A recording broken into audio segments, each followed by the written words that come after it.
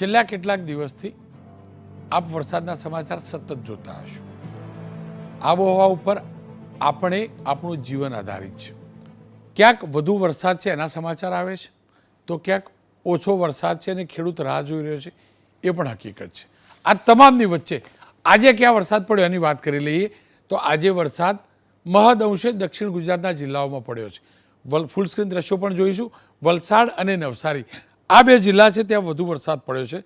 રાજમાં આજે 6 વાગ્યા સુધીમાં 69 તાલુકાઓમાં વરસાદ નોંધાયો છે, જે પૈકી સૌથી વધુ વરસાદ નવસારીના ગણદેવી તાલુકામાં 6 ઇંચ વરસાદ છે. ગણદેવીમાં સવારે 8 થી 10ની વચ્ચે 2 કલાકમાં જ 3.25 ઇંચ વરસાદ વરસી ગયો છે. નવસારીના તમે દ્રશ્યો જોશો. નવસારીના તમામ તાલુકાઓમાં આ પ્રકારની સ્થિતિ હતી. જલાલપુરમાં પણ આ જ પ્રકારે હતું, નવસારી શહેરમાં પણ આ જ પ્રકારે હતું, ચીખલીની અંદર પણ આ જ પ્રકારે હતું. ને એટલે જ કાવેરી નદીના જળસ્તરમાં પણ વધારો થયો. સાથે જ નવસારીની આજુબાજુના પ્રદેશથી પસાર થતી પૂર્ણા, અંબિકા, કાવેરી અને ખરેરા નદીમાં જળસ્તરમાં સતત વધારો થયો. અને એના જ કારણે ખરસાડ ગામ છે, જ્યાં 5 થી 6 ગામનું પાણી ત્યાં પહોંચતું હોય છે, એ પણ બેટમાં ફેરવાયું હતું. જોકે હવે પાણી ત્યાં ઉતર્યા છે. આ જ પ્રકારની સ્થિતિ વલસાડમાં જોવા મળી. વલસાડમાં પણ આજે જબરજસ્ત વરસાદ પડ્યો છે. વલસાડમાં 5.5 ઇંચ વરસાદ આજે વરસ્યો. ઉમરગામમાં 4.5 ઇંચ, કપરાડામાં 4 ઇંચ, પાડીમાં 3.5 ઇંચ, ધરમપુરમાં 3 ઇંચ, વલસાડ શહેરમાં 5 ઇંચ. અને એના જ કારણે સ્વાભાવિક રીતે જળબંબાકારની સ્થિતિ સર્જાઈ અને એક કાર ચાલક કે જે પાણીના ધસમસતા પ્રવાહમાં રોડ ક્રોસ કરવા ગયા અને એમની ગાડી પણ ફસાઈ તે આપ જોઈ શકો છો. કોસંબા રોડ ઉપર પાણી ભરાયા હતા, તિથલ રોડ ઉપર પાણી ભરાયા હતા અને મધુવન ડેમની અંદર પાણીની સારી આવક પણ થઈ છે. આ બધું હકીકત છે. અને વધુ વરસાદ પડે એટલે પાણી ત્યાં ભરાયું એ પણ હકીકત છે. પરંતુ કુલ મળીને જોઈએ તો નૈઋત્યના ચોમાસાને એક મહિનો લગભગ પૂરો થવા આવ્યો છે. 14 જુલાઈના રોજ 1 મહિનો થાય સ્વાભાવિક છે. પરંતુ હજુ રાજ્યના સરેરાશ આંકડાની વાત કરી લઈએ તો રાજ્યની અંદર સરેરાશ આખી સિઝનનો ટોટલ સરેરાશ કરીએ આપ જોઈ શકો છો. સરેરાશ જે છે વરસાદ એ માત્ર ને માત્ર 10 ઇંચ પડ્યો છે. સિઝનનો કુલ વરસાદની વાત કરીએ તો કુલ વરસાદ સિઝનનો માત્ર ને માત્ર 26.32% વરસાદ, માત્ર 26.32% વરસાદ પડ્યો છે. આપ જોઈ શકો છો 10 ઇંચ કુલ વરસાદ પડ્યો છે અને સિઝનનો 28-28% વરસાદ પડ્યો છે. અને વરસાદ વગરના કોઈ તાલુકા નથી, પણ 0 થી 2 ઇંચ વાળો એક તાલુકો છે, 2 થી 5 ઇંચ વાળા 72 તાલુકા છે, 5 ઇંચથી 10 ઇંચ વાળા 89 તાલુકા છે, 10 થી 20 ઇંચ વાળા 59 તાલુકા છે, 20 ઇંચથી વધુ હોય તેવા 30 તાલુકા છે. સિઝનનો કુલ 10 ઇંચ વરસાદ અને 28.5 ઇંચ વરસાદ છે. હવે ઝોન વાઇઝ વરસાદની વાત કરી લઈએ તો મોટાભાગનો વરસાદ દક્ષિણ ગુજરાત અને સૌરાષ્ટ્રમાં પડ્યો છે. ઝોન વાઇઝ વાત કરીએ તો કચ્છમાં 35% વરસાદ વરસ્યો છે. કચ્છની અંદર 35% વરસાદ વરસ્યો છે. 7 ઇંચ વરસાદ છે, કારણ કે કચ્છની સરેરાશ ઓછી હોય છે એટલે 7 ઇંચમાં પણ 35% દેખાય છે. ઉત્તર ગુજરાતમાં સૌથી ઓછો વરસાદ છે, માત્ર 5.5 ઇંચ વરસાદ છે, જે 18.57%ની આસપાસ છે. મધ્ય ગુજરાતની પણ એ જ પ્રકારની સ્થિતિ છે, માત્ર 6 ઇંચ વરસાદ વરસ્યો છે. જ્યારે સિઝનના સૌરાષ્ટ્રની અંદર વાત કરીએ તો 11 ઇંચ સૌરાષ્ટ્રમાં વરસાદ વરસ્યો છે. દક્ષિણ ગુજરાતમાં 20 ઇંચ વરસાદ વરસ્યો છે, જે 31.88% છે. આપ ઝોન વાઇઝ આંકડા જુઓ છો. કચ્છ 7 ઇંચે પણ 35% છે, કારણ કે કચ્છમાં છેલ્લા 20-30 વર્ષમાં ઓછો જ વરસાદ હતો. ઉત્તર ગુજરાત માત્ર 5.5 ઇંચ અને 18.4 ઇંચ એટલે ઘણો ઓછો વરસાદ છે. મધ્ય ગુજરાતમાં માત્ર 6 ઇંચ, 18.72% વરસાદ છે. કુલ મળીને મધ્ય ગુજરાત અને ઉત્તર ગુજરાતમાં ઘણો ઓછો વરસાદ છે અને ખેડૂતો વરસાદની રાહ જોઈને બેઠા છે. જિલ્લાની વાત કરીએ તો અરવલ્લી જિલ્લાની વાત કરીએ તો ઘણો ઓછો વરસાદ છે. પાટણમાં તો માત્ર 16% અને આણંદમાં પણ એ જ રીતે 16.47% વરસાદ છે. ગાંધીનગરમાં 18.48%, સાબરકાંઠામાં 18.81% વરસાદ છે. માલપુર તાલુકાની અંદર માત્ર 6.92%, માલપુર તાલુકામાં, બાયડની અંદર 9.12%, ખેરાલુમાં 9.37% વરસાદ છે. આ એવા તાલુકા છે જ્યાં સૌથી ઓછો વરસાદ છે. આરિદમાં 9.38%, ધાનેરામાં 10.66%.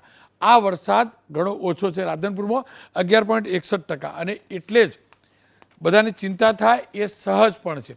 પણ આ તમામની વચ્ચે હવે જાણી લઈએ કે હવામાન ખાતાએ ક્યાં ક્યાં વરસાદની આગાહી કરી છે. આપ આ ગ્રાફિક જોઈ શકશો. રવિવારે આવતીકાલનો દિવસ છે. રવિવારે ગીર સોમનાથ, અમરેલી, ભાવનગર, નવસારીમાં કેટલાક વિસ્તારોમાં અતિ ભારે વરસાદની આગાહી છે. દમણ, દાદરાનગર હવેલી માટે પણ એ પ્રકારની આગાહી છે. અહીંયા છૂટાછવાયા વરસાદની વાત કરીએ તો રાજકોટ, જૂનાગઢ, પંચમહાલ અને છોટાઉદેપુરમાં કેટલાક છૂટાછવાયા સ્થળે વરસાદ પડશે. સુરત, નર્મદામાં પણ એ રીતે જ વરસાદ પડશે. ગીર સોમનાથ, અમરેલી, ભાવનગર અને સુરત કેટલાક એવા વિસ્તારો છે જ્યાં વધુ વરસાદ પડશે. અતિ વરસાદ પણ નવસારી, વલસાડ, દમણ, દાદરાનગર હવેલીમાં છે. વાત સોમવારની થઈ. હવે આપણને અપેક્ષા આપણા અમદાવાદની પણ તો હોય, ઉત્તર ગુજરાતની પણ હોય.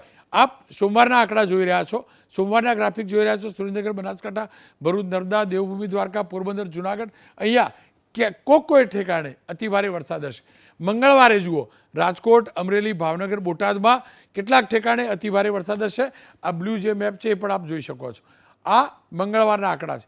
જામનગરમાં પણ મંગળવારે છૂટાછવાયા વરસાદ હશે.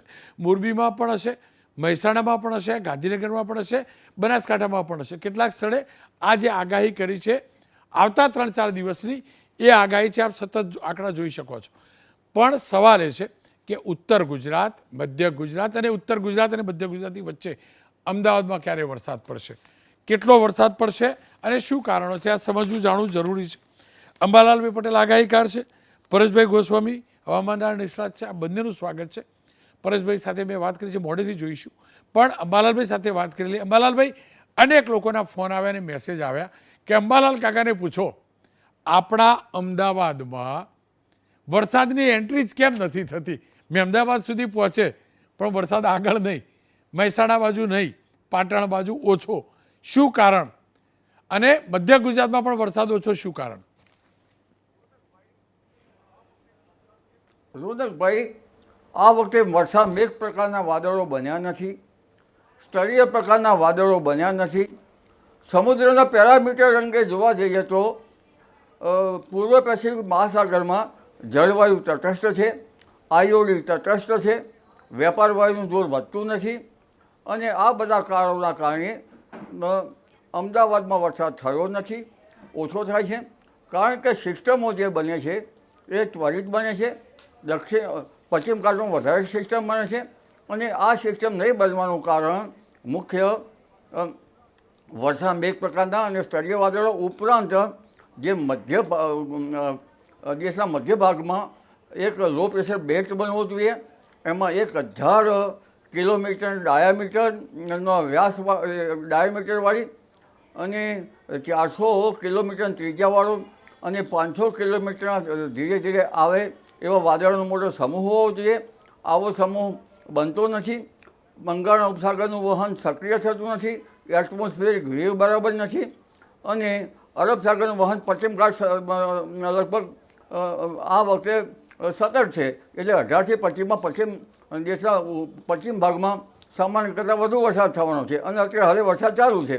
પરંતુ આ બધા કારણોના કારણે અમદાવાદમાં વરસાદ થતો નથી અને આ બાબતો ફૂલફિલ થતી નથી.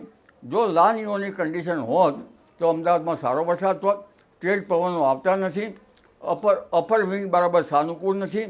એટલે આ સઘળા કારણો જે છે સમુદ્ર પેરામીટર, અપર વિંગ અને બંગાળ ઉપસાગરનું વહન સક્રિય ન થવાના કારણે આ વરસાદ થતો નથી. પરંતુ આગામી લગભગ 17થી 24 તારીખમાં સચરાચર વરસાદ થશે. એમાં અમદાવાદમાં પણ થવાની શક્યતા રહેશે. જી, જો અમદાવાદ એકલું નહીં, મધ્ય ગુજરાત પણ તો કોરું રહ્યું. અંબાલાલ કાકા, પાટણ અને મહેસાણામાં પણ તો એ સ્થિતિ છે. જો સૌરાષ્ટ્રમાં પડે છે, આ બધું હોવા છતાં સૌરાષ્ટ્રના મોટાભાગના જિલ્લાઓમાં સારો વરસાદ પડ્યો. દક્ષિણ ગુજરાતમાં દમણમાં પડે છે, વલસાડ જિલ્લામાં પડે છે, સુરતમાં વરસાદ પડે છે, નવસારીમાં પડે છે. કદાચ દરિયાથી થોડુંક દૂર છે તાપી અને ડાંગ, ત્યાં પણ પડે છે. પણ વરસાદ એનાથી આગળ નથી વધતો. પેલી બાજુ સૌરાષ્ટ્રથી આગળ નથી વધતો, આ બાજુ દક્ષિણ ગુજરાતથી આગળ નથી વધતો. એનું કારણ શું હોઈ શકે? ઉત્તર ગુજરાતમાં મુખ્ય કારણ બંગાળના સાગરનું ઉપસાગરનું વહન સક્રિય થાય તો જ વરસાદ આવી શકે. અરબ સાગરનું વહન સક્રિય થાય છે પણ એ અલબત્ત એના ભેજવાળા પવનો છે દૂર સુધી જતા રહે છે અને ચીનના અવશેષોના કારણે બંગાળના ઉપસાગરનું વહન તારીખ 14, 15, 16માં સક્રિય થશે, જેના કારણે લગભગ દક્ષિણ ગુજરાતના ભાગોમાં તો લગભગ 200 થી 300 મિલીમીટર વરસાદ થશે. દક્ષિણ સૌરાષ્ટ્રના ભાગમાં પણ 200-300 મિલીમીટર જેવો વરસાદ થશે. પશ્ચિમ સૌરાષ્ટ્રમાં પણ 200 મિલીમીટર આસપાસ થશે. રાજકોટના ભાગમાં પણ 200 મિલીમીટર આસપાસ થશે. પરંતુ જ્યાં અમદાવાદ ગાંધીનગરમાં વરસાદ નથી, તદ ભાગોમાં જોવા જઈએ તો પાટણ દસાડાના ભાગોમાં લગભગ 25 થી 75 મિલીમીટર જેવો વરસાદ થશે. વિરંગામના ભાગોમાં લગભગ 75 મિલીમીટર 100 મિલીમીટર જેટલો વરસાદ થશે. પરંતુ મધ્ય ગુજરાતના ભાગોમાં લગભગ 100 થી 150 મિલીમીટર જેવો વરસાદ થવાની શક્યતા 17 થી 24 તારીખમાં છે. અને અમદાવાદના ભાગોમાં લગભગ 100 થી 125 અથવા 130 મિલીમીટરનો વરસાદ થવાની શક્યતા છે. જ્યારે ઉત્તર ગુજરાતના ભાગોમાં પણ 100 મિલીમીટર ઉપર એટલે કે 4 ઇંચ જેવો વરસાદ થવાની શક્યતા છે. પંચમહાલના ભાગોમાં પણ 100 મિલીમીટર કે તેથી વધારે વરસાદ થવાની શક્યતા છે. અરવલ્લીના ભાગોમાં પણ 100 મિલીમીટર કે તેનાથી ઓછો વરસાદ થવાની શક્યતા છે. કચ્છના ભાગોમાં પણ 75 mm જેટલો વરસાદ થવાની શક્યતા છે. એટલે હજુ દક્ષિણ ગુજરાતમાં હાલ વરસાદ થઈ રહ્યો છે, પરંતુ એક લો પ્રેશરનું જબરજસ્ત વહન જે આવી રહ્યું છે એ 17 તારીખમાં દક્ષિણ સૌરાષ્ટ્રના ભાગોમાં ભારેથી અતિભારે વરસાદ કરશે. અને પૂર જેવી સ્થિતિ દક્ષિણ સૌરાષ્ટ્રના ભાગોમાં અને દક્ષિણ ગુજરાતના ભાગોમાં ક્વચિત બની શકે. એટલે ઉત્તર ગુજરાતના ભાગોમાં હવે ધીરે ધીરે મેઘ થશે.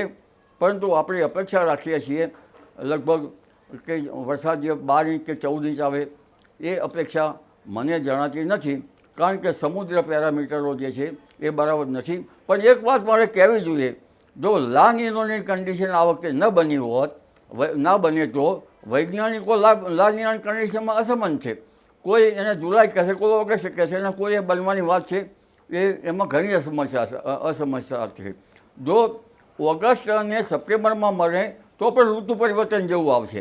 એટલે જાણે ઋતુ ચેન્જ થઈ ગયો તેવું જણાશે. અને જો લા નિનોની કન્ડિશન ન બની તો વરસાદની મોકણ આવી રહેશે.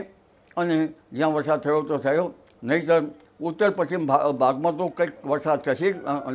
કેટલાક ભૌગોલિક કારણસર પણ દેશના ઘણા ભાગોમાં આ વરસાદ અંગે હવામાન ખાતું જ કહી શકશે.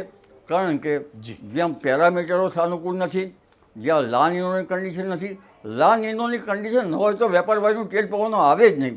અને અપર વિન્ડ જોઈએ, જેટ ધારા પણ બરાબર જોઈએ, આઈટીસી ઝેડ પણ બરાબર જોઈએ, એટમોસ્ફિયર વેવ પણ બરાબર જોઈએ. આ બધા પેરામીટરો અત્યારે તટસ્થ છે. એટલે આ વખતમાં આ ચિંતા છે હવામાન ખાતાના નોમ પ્રમાણે. જે રોનકભાઈ. ખેર, અંબાલાલ કાકા, આપનો ખૂબ ખૂબ આભાર. હવે વાત કરી લઈએ પરેશભાઈ સાથે. મેં પરેશભાઈ સાથે થોડાક સમય પહેલાં વાત કરી છે, એ જોઈ લઈએ. પરેશભાઈ નમસ્કાર, આપનું સ્વાગત છે. પરેશભાઈ, જૂન ગયો, જુલાઈ મહિનો અડધો થવા આવ્યો. વરસાદ સરેરાશ કરતાં કદાચ ગુજરાતમાં પણ ઓછો છે, પણ સવિશેષ અમદાવાદ, મધ્ય ગુજરાત અને ઉત્તર ગુજરાતની વાત કરીએ તો અમદાવાદ, ઉત્તર ગુજરાત અને મધ્ય ગુજરાતના અનેક તાલુકાઓમાં ઘણો ઓછો વરસાદ પડ્યો છે. કદાચ એમ કહીએ ને કે વરસાદ ખેંચાયો છે. શું કારણ હોઈ શકે પરેશભાઈ? જી રોનકભાઈ, ખાસ કરીને જોવા જઈએ તો દક્ષિણ ગુજરાત અને સૌરાષ્ટ્રના અનેક ભાગોની અંદર સારા વરસાદો નોંધાયા છે. પણ ખાસ કરીને જે રીતે આપનો સવાલ છે એ રીતે મધ્ય ગુજરાત અને ઉત્તર ગુજરાતના ભાગો છે ત્યાં વરસાદનું કોઈ સારું પરફોર્મન્સ જોવા નથી મળ્યું. જેનું મેઇન કારણ હતું કે આ વર્ષે જે 2-3 રાઉન્ડની અંદર જે વરસાદો જોવા મળ્યા છે, આ વરસાદો છે એનો જે સિયર ઝોન હતો, એટલે કે જે 700 HPA લેવલે અને 850 HPA લેવલે જ્યારે વાદળ આવતા હોય છે, એમાં 850 HPA લેવલે ઘાટો જે સિયર ઝોન હતો, એ સિયર ઝોન છે એ મોટા ભાગે 2 થી 3 રાઉન્ડની અંદર દક્ષિણ ગુજરાત, સૌરાષ્ટ્ર થઈ અને અરબ સાગર સુધી લંબાયેલો હતો. જેને કારણે દક્ષિણ ગુજરાત અને સૌરાષ્ટ્રના ભાગોની અંદર વરસાદનું પરફોર્મન્સ સારું રહ્યું છે. અને અરબી સમુદ્રમાંથી આ તમામ યુએસએ એટલે કે અપર એર સાયક્લોનિક છે એ ઉદ્ભવ્યા હતા. અને અપર એર સાયક્લોનિક સર્ક્યુલેશન અને સાથે સિયર ઝોનને કારણે વરસાદો નોંધાયા છે.